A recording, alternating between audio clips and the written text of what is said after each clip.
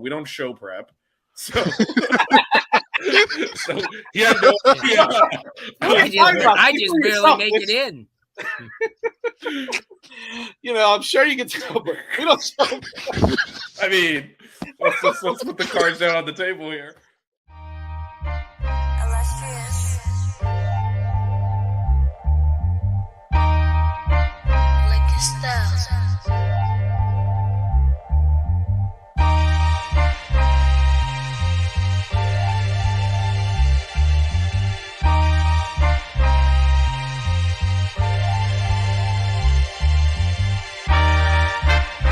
Miami Hurricanes, yeah. You know the name already. It's Mercy. Ha ha. It's a 6-Rig Kane show. Can't forget the name though. Got Jazz, Blue, Vision, DJ, break the game code. Ain't no changing them, ain't no breaking them. Real Portland live from the Hard Rock Stadium. Ball 14 for the orange and green. We see the 6-Rig champs. It's more than a dream. This is life on the field. Beyond 100 yards, a hurricane that's never still put a damage to your squad. The 6-Rig Kane show. The 6-Rig Kane show. The 6 Rings Kane show. You know.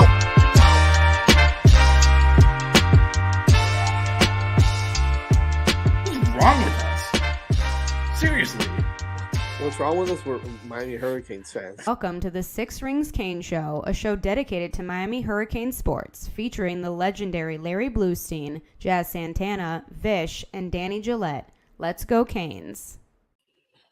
What's up, everyone? It is Canes Game Day, joined by Melissa. Melissa, how's it going? Don't adjust your feed. This isn't a basketball show. This is a football show. I'm good. It's a lot more fun to cover football after a big win last weekend, so hopefully we continue that trend. Yeah, I've been shout out to Dan Barry, always in the chat. Dan shows up for everything, so shout out to him for sure. Well, that it's time stamped at 6:18 p.m. So did he put that in the chat yesterday? Yeah, no. Some people come in there. He beat Canes today. Likes to get in there like 2 bids after I create the stream. I saw I saw Canes today in the Coop live chat last night saying he's missed some of the lives, but he'll be back soon. So he'll be back in our basketball live chat pretty soon. Right, but today's a football day. Virginia. Today is a football day. Virginia is in Miami to take on the Canes. That game is 3:30 on ACC Network. Virginia's coming out on a win streak. Melissa, they won their last game. They're now 2-5. But they did knocked go off a team that we could not beat. So they're coming off beating a top 10 ranked opponent in North Carolina, and we lost to them the week prior. So. Yeah, so I guess what are your overall feelings then going into this game? I think Georgia Tech taught us not to overlook anything. So I mean, hopefully any person who's been following the Canes for like the last few years knows that Virginia always gives us their best shot. It's always a game when we play them, no matter who's good, who's bad. Even in 2017, when we were, coming off that big Notre Dame win, ranked in the top 10, undefeated, we had to come back from a 14-point deficit to win that game. And I think Virginia's, after losing their first bit of games, is starting to put it together. They're on a 2-game win streak. They've got a really, really talented wide receiver in Malik Washington. So the coverage on him is going to be important. And it looks like they found their quarterback. They been playing like that freshman quarterback and then Musket, but it seems like Musket is going to be that guy. But like I said, Virginia always gives us their best shot. It's always a game with them, no matter where anybody is in the rankings or who's supposed to be better. And I think it's going to be a good game. Yeah, and first of all, shout out to Bagging Up 4 here. It's the intro drop for me. Dope. Our intros are elite on this. It's a good intro, but it's not as good as the Buckets intro. I mean, they were both, oh boy. I don't know if I'm going to allow you to bring Chick-fil-A into the football show. This is for Jazz. What's up, Jazz? You've corrupted the basketball show enough with the Chick-fil-A. I don't know if we should be corrupting the football show too. Chick-fil-A is up 4-3. Here we go. Yeah, no, UVA plays hard. Melissa mentioned they've won 2 games in a row. Their 2 ACC losses were by 3 points each, and then one of their other losses was by a point. Like they could easily be 5-2.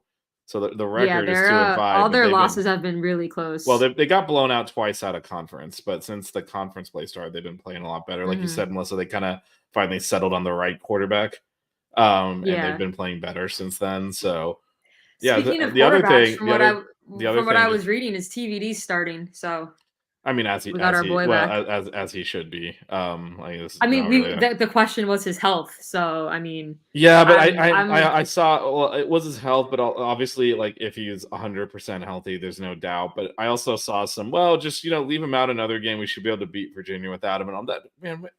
What are we doing here? Like we're not that good. Like what are we talking about? listen, Emory has a bright future as a Cane. Definitely see him being QB1 in the future. But when TVD is healthy, he's our best chance to win, and that's just experience, reps in the offense, and live game experience. If TVD is healthy, he's our starter. Y'all, I mean, he's ranked in the top 10 in the PFF, and he dropped because he missed the game. So I don't understand the TVD hate. Oh yes. I did meet Bryce at the Clemson at the Clemson game. I didn't realize it was him when I was talking to him, and he's like, "Oh, by the way, I'm Bryce," and I was like, "Yo." Me and Bryce are in a lot of live chats together, chatting it up on different channels. So what's good, Bryce?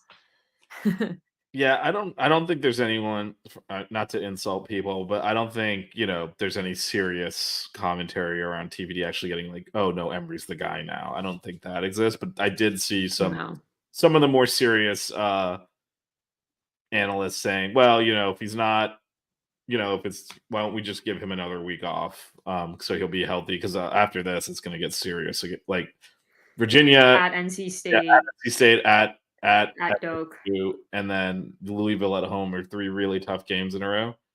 Oh, shout out to Bryce watching us from the game. Nice. There you go.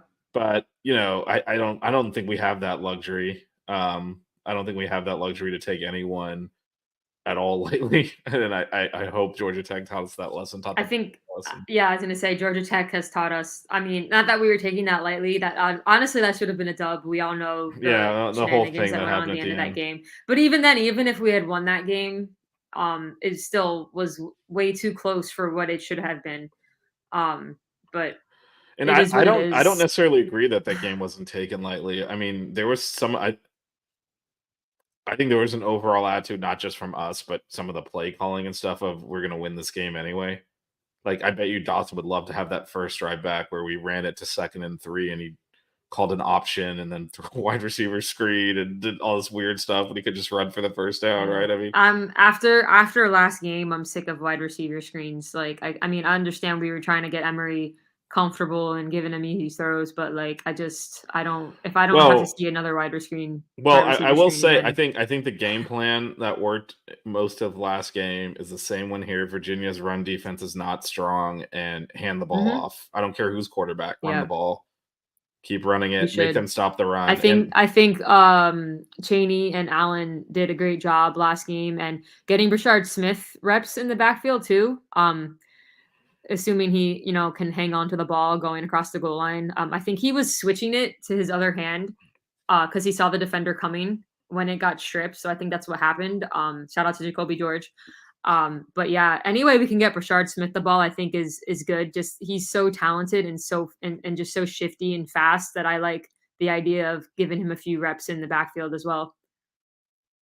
We're getting Fletcher, but I thought we were getting Parrish. I haven't seen anything. I haven't seen anything about Fletcher. I heard possibly Parrish, but I think Fletcher isn't ready yet. And honestly, there's again with the talent we have in the running back room, that's something that we don't need to rush back. Well, I mean, we were down to 2 backs last week. So then we had to put Brashard at running back, which might be something we'd continue to do going forward. But you certainly don't want Brashard carrying 15 times a game and slamming into no, of course not. But so a couple of snaps for him at back would be good, just to give him the ball. I also wouldn't mind getting Chris Johnson a couple. I mean, I think he's. I don't think they're gonna trust him in a competitive game. No, because because of pass protection. But he's so speedy. I don't know if there's a couple packages. It's a lot. But it's just a lot. Like you put a true freshman into an ACC game, you don't know what's going to happen there. So yeah, no, that's true. But And The future is bright there. And I think this is a game we're going to let to control. No, Mhm. no wild movements. Just methodically win And the game. The promising thing about our backfield is I heard that Trevante Citizen has been practicing and taking reps and things like that, and he was college level coming out, like prepared coming out of high school. So once he's fully healthy and we start incorporating him, our running back room is insane. I can't imagine he's not going to redshirt. I think it's going to be really hard to put him in. Again, he never played last year either because of injuries. Well, he medical redshirted last year, so if he plays in 4 games or less this year, right? It's well, still I don't because he didn't use it. the medical one you have to apply for, but you kind of do it later on in your career, like, oh, can I have another year because this year wasn't, and he'll be able to get that easily. He's been a year and a half injured, but Yeah. but that's like, I still, even if you weren't trying to give him the year back, and again, he's never carried the ball in college before, and now you're gonna against Mhm. Florida State? Here you go, buddy. That's not really setting a kid up for success in my opinion. Unfortunately, I this don't is know. where We'll see. this is where you would like what the SEC teams do, where they're randomly playing directional state in November. We don't do that, so it's all Well, so FSU has what, North Alabama in November or yeah, something? exactly. All of our follow- cupcakes were at the beginning of the season. Yeah, and this is So- the good thing about that is we got off to a really good start. We got some confidence. That the bad side is now you'd like to have one of those games to break up that there's no pushovers anymore. They're all ACC teams. They're all capable of winning Yeah. games. This Because is think about it, probably Virginia, NC State away, Florida State away, Louisville at home, and then at Boston College. In those are November in the all East. games you could Yeah. potentially lose if you don't play well. Lose, for sure. You can't overlook anyone. Yeah, And so Boston that's- College beat Georgia Tech. Yeah, Boston College beat Georgia. Boston College beat Virginia. They're probably they're good chance to go to a bowl game. Boston College, and you're playing. Yeah, them and on they the only road lost the to day- FSU by 2. They made that a game. So Yeah, and then playing them on the road the day after Thanksgiving. Not a fun game there. So this is just there's not really a chance to, if you haven't played yet, unless there's a lot of injuries. There's not really a good chance to work people in at this point. It's just you got to go with what you got. I know a lot of Miami fans are itching to see Trevante. So I just want to We'll make see. sure we do what's in his best interest, and I don't think Oh, pushing for him out sure. into No, this is really in his best interest right now. As much as I'm sure he's dying to get on the field and get a carry or something, it's probably not. Maybe if we're blowing someone out, but that's gonna be hard to We'll do with the opponents we have left. The So other what do thing you, is just in terms of go ahead. Virginia, the last time it wasn't a 1-score game against them was 2017. And that was the year that we went to that we were ranked second in the country at the But time. even that, we were down 14 I was about to at say one that point. in the second Yeah, half. I was in the at third that quarter. game. So was I. In the Yeah. third quarter we were down by 14. Yeah. And last year was the year where nobody scored a touchdown. Jake Garcia was our starting quarterback in that game. Oh yes, and I we remember won that game well. off I the was 2-point there. conversions. I was at that one. Yeah. I chose to go cover that game. I was sitting in the press box, questioning all my life decisions by the second overtime. But Virginia, that is- Miami that versus was- Virginia is always, I think there's when you're some gonna, weird things happen in that game. it's always tough. But Yeah. it's funny because I was talking to a Virginia Hoops fan last night in the Coop live stream. So there'll be more Miami Virginia talk coming up, once hoop season gets started, because that's going to be a fun matchup too. Both Yeah. of those teams are battling it out for the top of the ACC. So had to sneak in a few basketball references in there. Well, buckets is later on Wednesday, as your board says. So stay tuned to that. 1 week till the season starts. Can you believe it? Right? So So I much agree with coming. this, but I do think some of it is, quite frankly, our running backs aren't maximizing some of these running lanes. There are a couple of tackle themselves plays against Clemson where it looked like the play was going to break. But yeah, we definitely do need. Yeah, no, a lot of it was like shoestring tackles, just like the defender one of them, barely AJ trips them Allen, up. tackled himself on one of them. And But no, it's like we're so close to getting some of these big home run plays. But we do need them. We did have obviously the Brashard play, but other than that, it has been 3, 4, 5 yard grinded out, which is fine, except you make one penalty, you make one mistake, and you're in trouble there. But I think it's still important we stick with it, because what happened against Clemson is eventually they had to pull their safeties into the box, and that's when we were able to throw up the field. The reason we weren't throwing down the field in the first half is because they were They Sack in had the box. they had two deep safeties. We never really tried to run in Yeah. the first half, which was frustrating. So We did a lot of those screens. It was Yeah. driving me nuts. yeah, but I think in this game we will lean on the running game. Obviously, having TVD back helps a ton with the pass You know what? game. You know what will be interesting to see is what defense we play. Because Guidry changed it up last game Yeah, and did it's that true. little 3-3-5. So Have we seen anything on isn't Mesidor? it nice to have coordinators who adjust to like what they think they're going to see to help the personnel that they have? Like it's very refreshing.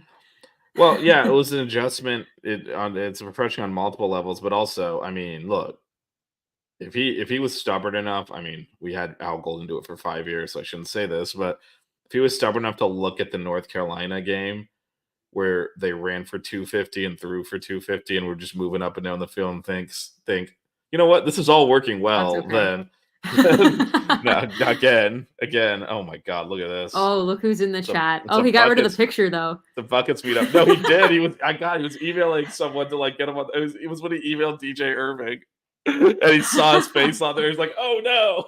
He got it the hell out of there. His 19-year-old self and his thumbnail. Yeah, he But Guidry adjusted after the second half debacle, and it worked really well. I mean, our defense kept us in that game, because we weren't really moving the ball at all in the first half. Our touchdown came off of an 80-yard run.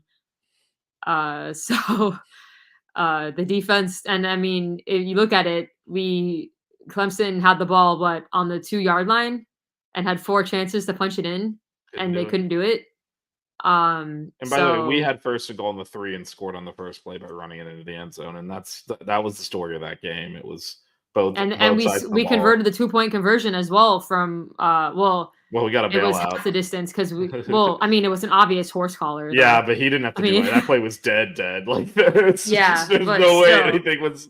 Yeah, no, it's a good call, but it was a bailout because that was a stupid penalty. Like we got lucky on that one. Yeah, Corey Flagg adjusted himself when he went to tackle to end that game because he got close to a horse collar. I actually wonder if and yeah, no, we do need to get more chunk plays in the run game, and I think part of that's on the running backs too. I do wonder if they hadn't been called for horse collaring on the 2-pointer, if Corey Flagg would have, because he was very careful. If you see, like, he didn't just reach out and grab. He was very careful to like work down to the shoulder pad before he put him on the ground and all that. Like, I think it was probably and he was in his like head already out of bounds. Yeah, I think it was. I think it was in his head probably a little bit to not do that. Yeah, and I mean, if he missed that tackle, everyone's like, "Oh, Klubnik had it." I'm like, the Saint was right behind. Yeah, no, there was no. Honestly, he should have handed it off. The right side had a little bit of a hole. They might I don't think it did though. Might have. The reason I say I don't think it did is because the play started to the left. He would have had to break it all the way back to the right. Everyone knew he didn't have the ball, so no one busted through a tackle. It was. I mean, it probably would have been a closer play. Well, definitely, he wouldn't have lost 9 yards. There was nothing on the left side, so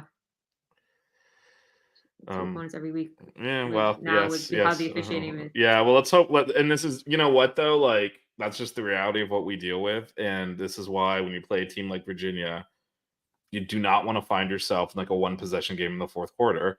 No, and as much as we got screwed multiple times against Georgia Tech,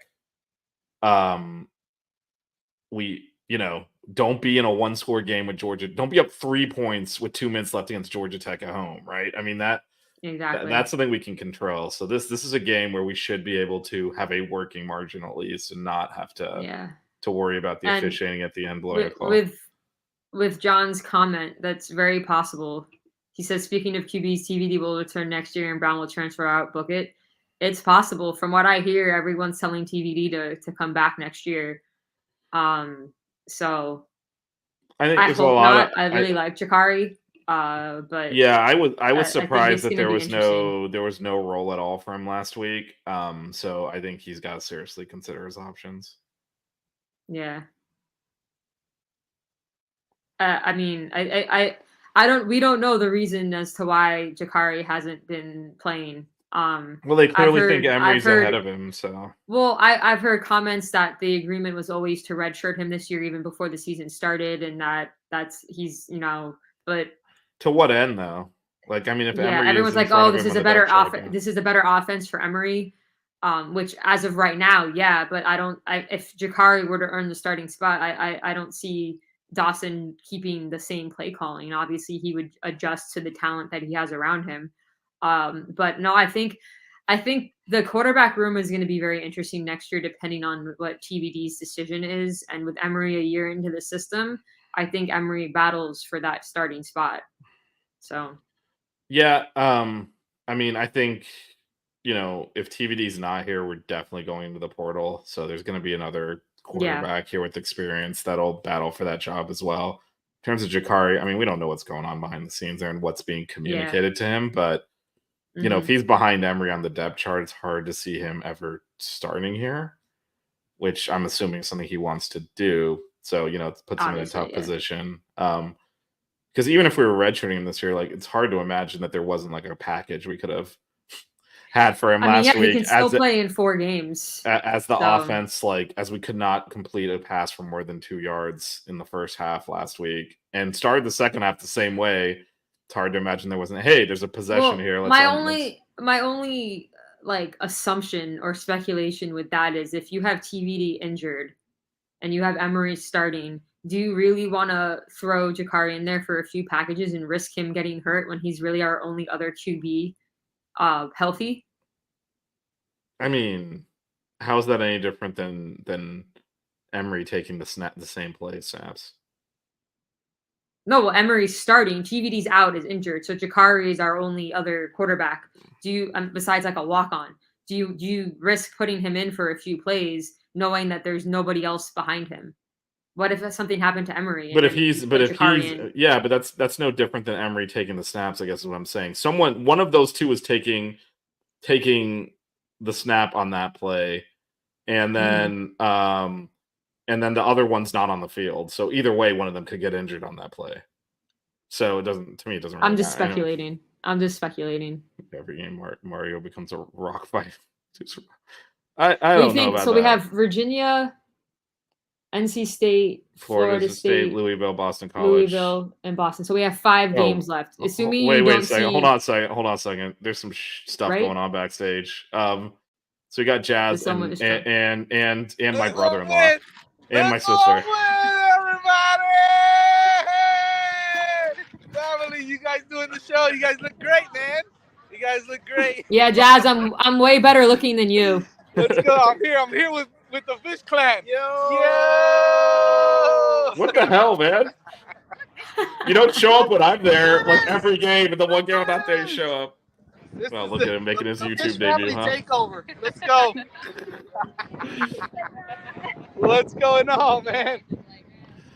I wonder if you can even hear us. Can you hear us? You guys, can you hear us at all? I figured I'd park right next to the fam. I'm gonna come over here and take over the show for like 2 minutes and show you guys that we're always still thinking about you. Hey, Jeff, I hope you stay for the whole game. Yeah, are you gonna be back home for post game? Hope you stay for the whole game, Jazz. Don't leave early. Nah, we'll see. It depends. Depends how the bowel movements are going. Then I might have to go home early. All Anyways, right. I love you guys. TVD's gonna play, and we're gonna cover the spread. All right, the spread's 18.5. All right, go Canes. He's not staying for the whole game, No, and he no couldn't chance. hear us. So he couldn't hear us. And I've been at like every home game other than Bethune-Cookman this year, and he never comes to our showed up to the tailgates. tailgate. You've been tailgating next to me, and then I'm not there one week, and he found my family somehow. And he shows up to the tailgate. Should replace Jazz with me on your football show every week. Anyway, what were we talking about? So we have 5 games left. Right. So assuming Jakari doesn't get into this game, that's 4 games left that he could appear in all of them and still have his red shirt. So yeah, I mean, I think I don't see if you're up big in one of these games why you don't get him some reps. Well, I don't think he needs reps just to get reps because he started a bunch of games last year, so he's played a bit. Yeah. I think it's more just Get Baffling your call prediction in for the baffling call. Man, of the we day. got all sorts of negative. We just beat Clemson, man. Let's at this. predict how many times Ruben Bain is gonna get held and it not get called. Maybe we'll Infinity? actually get a safety today and they'll Infinity? call it correctly, or they'll actually call the taunting call where that corner obviously was taunting our receiver right in front of the ref and didn't call it after he committed pass interference. I'm gonna go But with. hey. I'm gonna go with. I think it'll be a little bit more low key. I don't think it'll be as egregious as It's not a Chaney- Carolina school. Yeah, it's so- not going to be Chaney lying flat on the ground and the defender ripping it out and them calling it a fumble. It's not going to be the Klubnik quarterback in the end zone running back getting into the end zone tackled. and getting tackled and giving him forward And it- progress. But I'll go with when he never ran forward. Yeah. Well, I mean, again, like if he was contacted at the 1 or something, you can get forward, but he ran into the end zone himself, and I The think ball already broke the plane. It doesn't when have to. he was- It just when has the contact was made. Yeah, and similar to scoring a touchdown, it just if the tip of the ball touches the front of the goal line, it's a safety. Why would they put Brown in against FSU or on the road at NC State? But I mean, I don't see him getting into either of those games because I think it's going to be close.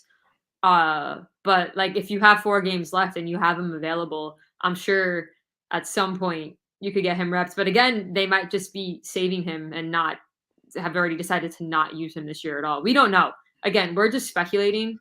We don't have the inside information, so.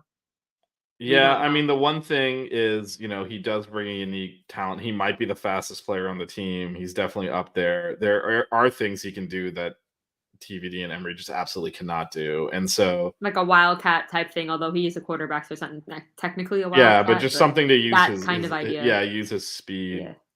I The could problem see- is the problem is if they put him in like a wildcat formation, pretty much everyone knows he's gonna run it. Except you can't do that because he can actually throw. So I think it's different. It's not can, snapping but- to a running back. It's snapping to a quarterback that threw a bunch of touchdowns last year. Like he was not that bad. Yeah, last that year. beat Georgia Tech, which we weren't able to do this Yeah, year. so I do think there is a package that they could. I just don't. Doesn't seem like they're planning on doing that because last week I don't think they're planning on using him at all this year. going to play it all. My I would prediction is say- a missed PI or face Matt go Cole with results in a PI. I'll go turnover. obvious PI, jersey pull, and then the official not calling it. That's what I'm going with. Do we want to do score predictions? This will be the 3rd show I give my score prediction on this week. Yeah, sure. As we wrap up here, again, the Yeah. game is 3:30 ACC Network. We will be on Put for your post-game. score predictions in Yeah. the chat. Drop them in the chat. Start dropping them in now because it's on a severe delay. Yeah. So we'll have ended Yeah, the but me stream by and the Vish time are the going to show- do a post game, so we'll be back. Yeah, we'll be back after the game ends. for probably Hopefully about to talk about a win. for about 20 or so Um, minutes, and then we'll do a yeah. quick post game. I don't think we need to. Hopefully, there's not For too sure. much. Hopefully, we're not. Hopefully, it does not become a Middle Tennessee State post game situation. I'll have to order more Chick-fil-A or something just to drown my sorrows. I mean, so Vish, what do you think? What's your score prediction? So I kind of agree with bagging up 4 in that this is going to be a rock fight and a grind out game, but I think we're just that much better than them, and as long as we don't make a bunch of mistakes, we'll be fine. And so I think I don't agree with Jazz. I don't think we're going to cover the spread. I think something like 27-10, just like one of those like, we can control the whole game, but we're not going to run away and hide type of thing. Yeah. So my prediction was 31-20, Miami. Yeah, I can see that. And then we So- got some predictions. in the And I chat. honestly, I went conservative on the scoring because I didn't know if TVD was going to be in or not. So Well, I'm assuming John apparently knew because he's gone for 55, and there ain't no way in Emory well, Williams. so I first made this prediction. Oh wait, hold on. Wednesday I read night. this backwards. He picked UVA to Oh, win 55? UVA. Wow. Okay. All right, then. John doesn't have faith in the Canes. Okay. mean, I don't see UVA. I they- don't. How is UVA scoring 55 points? I would assume I that don't could know be about that. sarcasm. If you want to predict a UVA win, I mean you got to go more low scoring.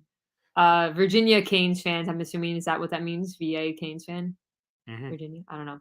Canes Long-time follower 24. of our stuff. Virginia 17. I mean, Um, I'm still stunned by the Canes. If the Canes was 55, John, are you a then- Virginia fan or are you just don't think not so. He's drinking the been- Canes Kool-Aid? He's been commenting from a Canes perspective in the chat. I honestly don't know if he's joking, or if he actually Oh. thinks Virginia's going to beat us by 23. But Yeah, you know, we can't tell sarcastic tone. well, he might not be. He might be serious. I don't know. Yeah, I don't know. Any So, clue who is out yet? Well, it looks like TVD is playing. TVD's playing. I think I've Parrish heard is- rumors Parrish might be back. What about Mesidor? Well, they said Kelly's out for the year. Yeah, but- Mesidor, there's still there hasn't really been, which is such a shame, man. I feel like we haven't been able to take advantage of how talented he is because last year he was injured too. It's a foot injury, right, with Mesidor? Yeah, I think so. Because he was in a boot at one point. It was. But can you imagine having unfortunately, him, LT, and Bane on the line at the same time? Well, he is supposed to be back. If not this week, then in the near term, they say it's close. So, we should Losing hopefully be able Nigel to- Leak sucks. Yeah, we just got to get through this game at this point. But honestly, we have more depth on the defensive line than I thought we were going to have. Because some of the guys that maybe I sort of overlooked have actually been playing really well this year. So I'm pleasantly surprised by John is lost after Virginia Tech. After Georgia Tech. I mean, we did turn around. I understand. But I understand.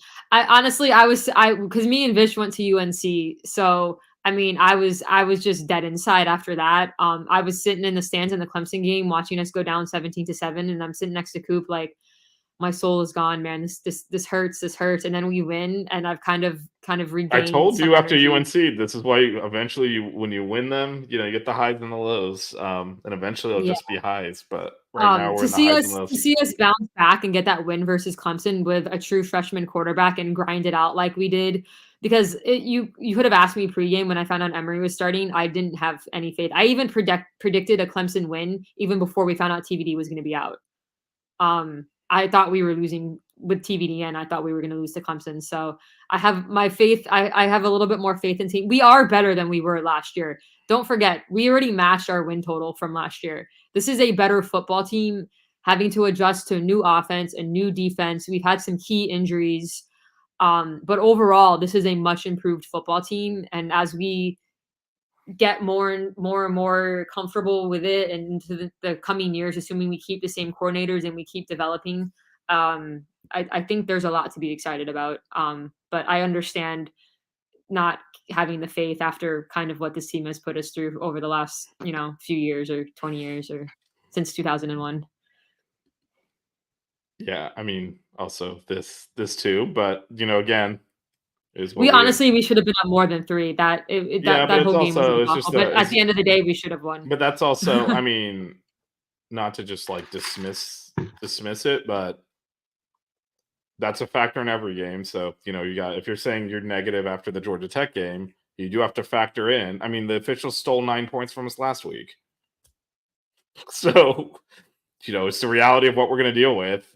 They called a personal foul on a coach for calling timeout 2 weeks ago. So, I mean, and gave them a first down on a 4th down. So, and they scored the tying touchdown. So, we do have to overcome that. So, if your rationale is Virginia's going to keep it close and the refs are going to screw us, that's not without merit. But I think we're going to handle this game. So, I don't think it's going to be an issue this week.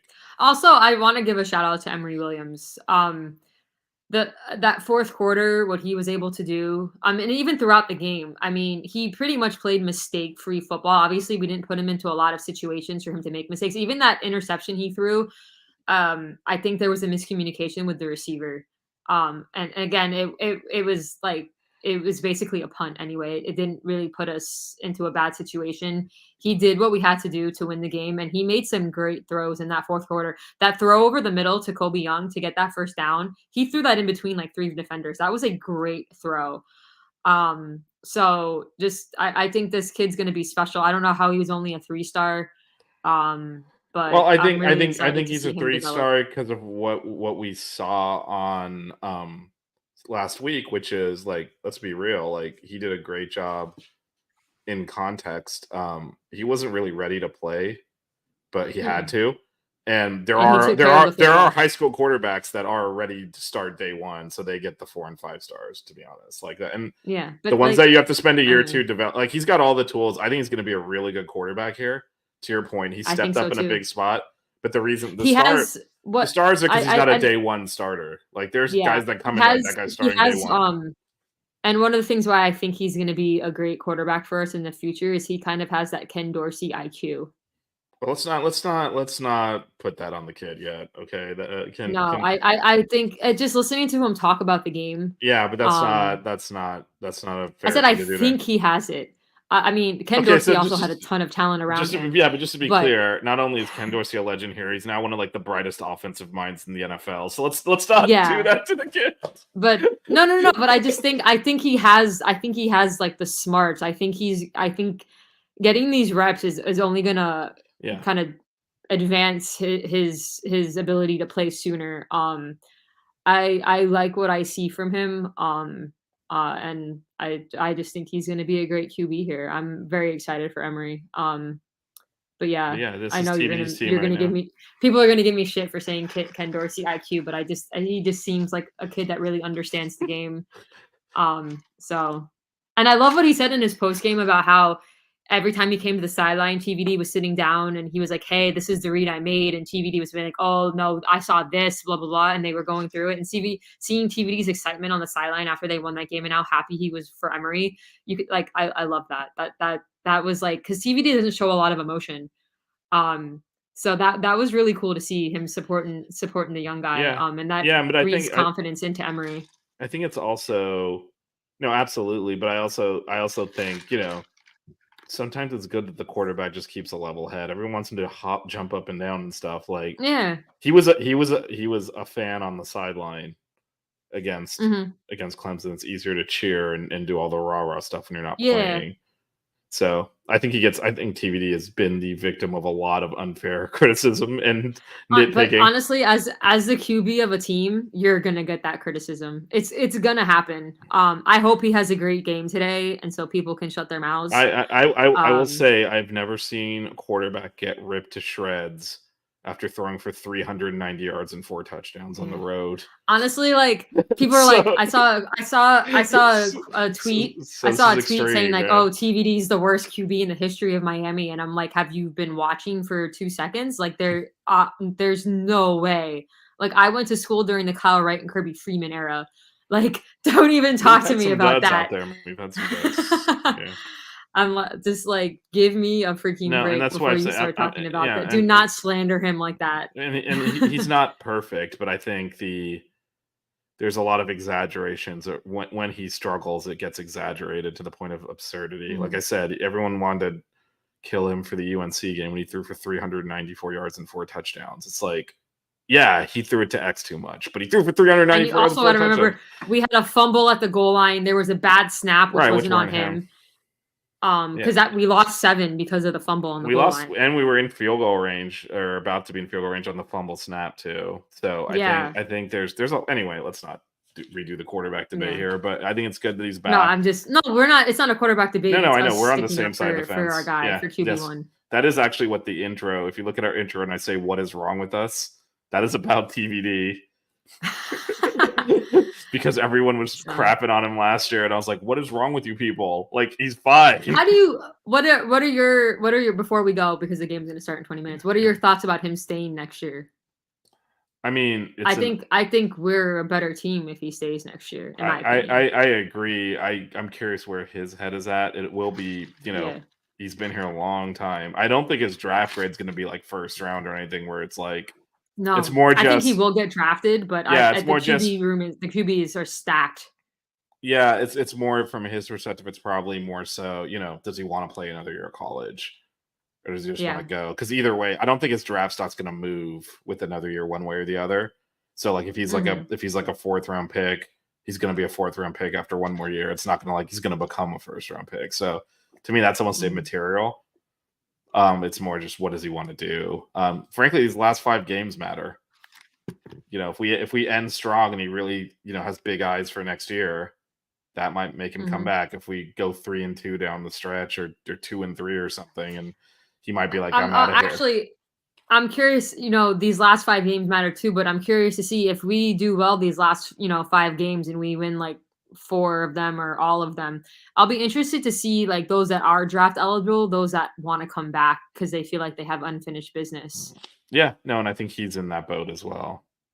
Like, what is he? But obviously, Cam is like a 1st round guy, yeah, maybe 2nd round, but I don't see him staying. But I see there's a few like, oh, maybe I'll go, maybe I won't. I but mean, they there might be convinced to stay if they feel like we're going to be better next year. It depends. Yeah, it does kind of depend on. There is something to be said for winning college championships. They think we can realistically do that. The last time we won a championship, both Edery and Bryant McKinney would have gone in the first round, and they came back for their senior years to win the Rose Bowl. But that was different because they knew for sure. We got screwed out. They got screwed. Well, screwed out the previous one. There's no way this team is losing next year, so it's like an automatic championship. No. We're talking about at best being 10-2. So I really wish I was a few years older and I was a student at Miami when that was going down. I missed it by a couple of years. I'm not gonna say anything. I'm not gonna rub salt in your wounds. You were at the game, I know, but No, I started in 04. I was my last game as a senior was. This is more basketball themed this wall. But if we ever make a natty for football, there will be a large, like, massive photo like this on the wall. This is from the Final Four. That'll make it on the wall. But all right. Well, let's go. So again, the game's 3:30 ACC Network. We will be live right after the game. Before we hopefully go, covering a win. Yes, I mean, we'll be live either way. We show up and play every game, even if we lose. So we'll be live after the game. This is very weird not seeing you today. I feel like I've seen you every weekend for weeks We have gone to several games in a row. Yeah. Yeah, away games, home games. So, and also, so we'll be back for post game and catch buckets on Wednesday night. Yeah, the Six Rings Cane, the full show is on Monday at 8:30. Buckets is Wednesday this week at 7. And like I said, we're gonna have you don't want to miss that one. It's gonna be a big season preview for both the men's and women's because the season starts in a week. Also, subscribe to our podcasts. We're on Apple Podcasts, Spotify, wherever you get your podcasts. Search Six Ring Canes. You'll get all of this content. This will go on there in a second. Plus more. Plus a lot of stuff we do that's just audio, quick hit previews. Especially come basketball season, we're going to be throwing stuff out there on game days that won't go out on YouTube. So the podcast is a great thing to listen to when you're on your way to work and you're stuck in rush hour traffic coming home from work. It's good stuff. Hook it up in your car, listen to it. Something neither of us do, but well, my commute to work is about 3 minutes, and it's at odd hours. Yeah, I don't have to really deal with rush hour traffic. And then I work from home, so actually I have to go in the office 4 times this week. It's gonna be a nightmare. I'm gonna be sitting in DC traffic. But I will download the podcast next time I take a trip somewhere. Like if I'm driving to Orlando or something, definitely will have that rolling because nothing's better than listening to yourself talk. Not really. I can't do that. But anyway, we'll come back after the game to wrap up the day and hopefully win for the Canes. I can't say my usual goodbye because this isn't buckets. Yeah, don't cue the Sox outro. Don't cue the Sox outro. That works. The Six Ring Cane Show. Yeah. The Six Ring Cane Show. Yeah. The Six Rings Cane Show.